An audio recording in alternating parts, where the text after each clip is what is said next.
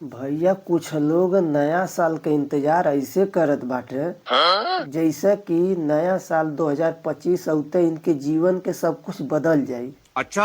हाँ, अरे कुछ नहीं बदली भैया, खाली साल बदली, कैलेंडर बदली, तारीख बदली, हमको सिखा रिया है। हर स्थिति नहीं बदली। तब वो तुम्हारे जीवन में परेशानी उतना रही।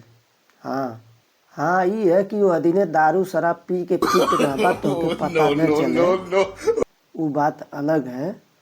वो अदीने पूरा पावर में रहबा बात तो सही है। तो हम के लगी कि हाँ हम ही देश का प्रधानमंत्री हैं।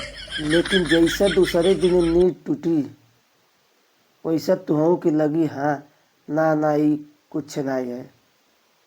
कल भी हम ऐसा रहनी और आजो ऐसे बाटी।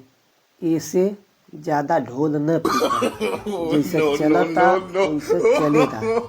गज्जेदार तुम्हारे लगे फोन करके तब तुमसे पैसा मांगी और घर वाले तब तुमके ताना मारी। साला ये दुख का खत्म नहीं होता बे। वैसे रही पहले अपन लक्षण सुधारल, लक्षण सिर्फ साल बदलने से नहीं होला, लक्षण भी सुधारे के पड़ला तब कहीं कुछ बदलला। हाँ।